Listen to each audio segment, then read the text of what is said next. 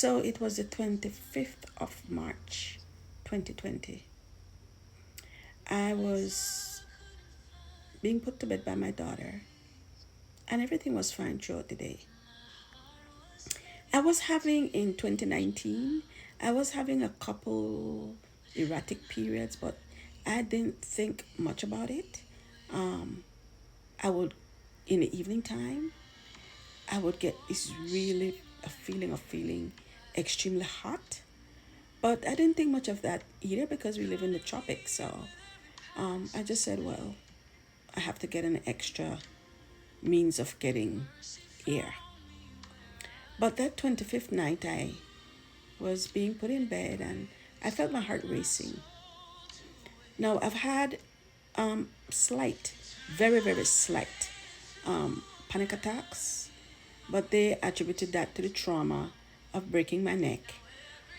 And so, usually, I had learned how to handle it. I would deep breathe, I would quote scripture, and I would just try to take my mind off of it, watch a movie or something. But that night, none of that worked. I told my daughter, I said, come and give me a turn in the bed. Usually, if I change positions, it would help. Nothing.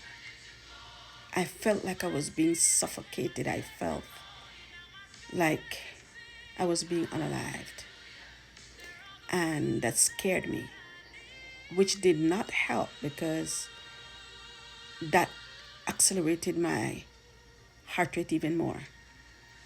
So I was rushed to the hospital and they thought it was just because of the stress of all that was happening around the world. And so they gave me a shot to calm me down and I was discharged. 5 minutes I was in and out. I went home and it got worse. By now I was barely catching breaths. So my children again rushed me to a private hospital this time. And when I got there, a doctor was called and they were alarmed. They said by the way I looked.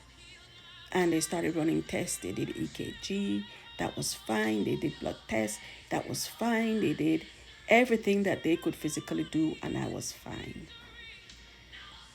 They gave me drips and started to give me things to calm me down.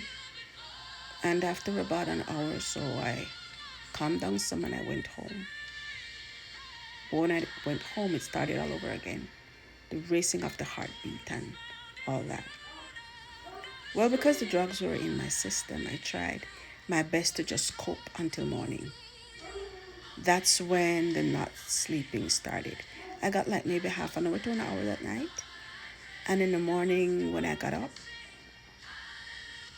I'm going to have breakfast, and the smell of the food that they're cooking is making me nauseated to the point I couldn't eat. I couldn't stomach food.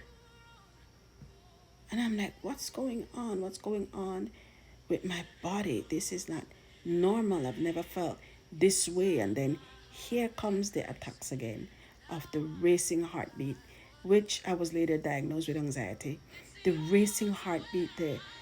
I would sweat. Oh my gosh, I would sweat. And we're not talking about just sweating normally.